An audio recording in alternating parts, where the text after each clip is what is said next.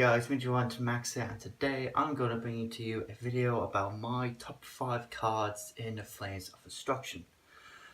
With Flames of Destruction, I felt that it's been more of a here's a bunch load of cheap, good, well, half cheap generic cards. Here you go. Have a way all the time.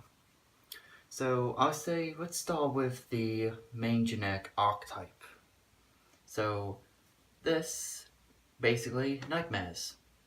Nightmares are generically spammable link monsters that in the right deck can make the U formation, pretty much, locking out both zones unless like you have a monster pointing upwards. Nightmares are generically good at the moment, seeing they can be splashed about into any decks. Like, I know Ditzy is like, you'll probably watch his video maybe. He's doing not ABC, no, wind up Nightmares, which is quite interesting. Hopefully we'll see it quite soon. So, Nightmares being so generically good, like are, for example, Cerberus and Phoenix. Cerberus, discard a card, blow up a card, or blow up a monster. Phoenix, discard a card, blow up a spell trap. They're quite generically good, and you'll see Cerberus and Phoenix more often because they come super. The rest are all secrets and ultras, except for Mermaid, which is rare. But I thought I'll get that talking about first because, like, Nightmares are generically really good, especially for what they do. So I thought that should be definitely something I'll talk in this video. The second thing I want to talk about, again, well, there isn't any specific order to this. I can't like say which is number 1, which is number 5. They're all good in their own means. Let's go with Called by the Grave. A nice, common, generic spell, quick effect, well, quick play. Basically, you can target a monster in your opponent's graveyard with a monster card. It's one of those. Banish it. They can't use the same card for the rest of the turn, so the effects are negated. It's a really strong card against like hand traps. Like when it first came out, it was a super in the special editions of Extreme Force. Now it's come out in common, it's much more easy to get hold of. I remember when I was going down to regionals, obviously you've seen the videos if you did. I went quite well. I went with Weathery, I went with 2 wins, 2 wins, 4 losses and a draw, which I thought was pretty good at the end of the day since I was playing Control Weathery. But I'll only discuss about that in a later video. Called by Grave is just a generically good spell that if you can't afford hand traps and all that, you can buy a playset of this card for, like, I bought mine for like 150. So you can, if you're scared of being Ash Blossom, then Called by the Grave. Activate it, like activate from hand if you need to. It's a generically good quick play spell that if you're like a deck that doesn't have a lot of monsters, like for example my Weathery, I don't have a lot of monsters in the main deck, so I have a lot of cards to disrupt my opponent, so my plays still go off. Decks like that can really use Called by a Grave quite effectively. Now because we've seen the ban list, maybe we'll see it even more, but I don't know. Called by the Grave is still a pretty decent card. Next, let's go for Red Reboot, a counter trap card that came super in Flames. This card, basically, you can negate a trap. When an opponent activates a trap card, you can negate it, destroy it. They set a trap from their deck. They cannot activate traps the rest of this turn.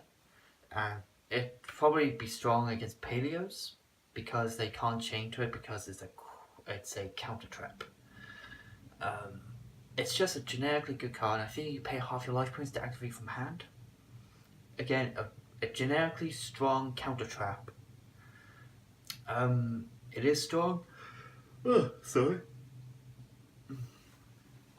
So I thought like Red Reboot, people thought it'd be a secret. It's a super, like, still easy to get hold of.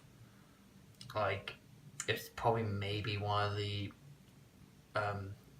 Possibly, I haven't checked the prices, but maybe it's one of the most expensive supers in the set. So yeah, Red Reboot is a good card to pick up if you fear trap cards. Because also, the ban list, we have compulsory evacuation device at 3. Same with TT and Banlist. So it's about time that card came back. Sorry if I'm looking off as a bird. As a seagull. So, Red Reboot, good card to pick up right now. It's strong and like pick it up unless, because I've seen this before. Cards come out, they're cheap. Something happens and then they come expensive. Like the next card I'm going to talk about right now. World Legacy Secession. It is an ultra spell that allows you to summon a monster from your graveyard to a zone a link monster points to. That's all it does. You're going to use it once per turn. That's all the card does, and I believe it's one of the best. It is the best ultra in the set. Basically, it's a card that's only it's about £2. Like it's cheap. It's a really cheap, good card because of how much times a person can link summon.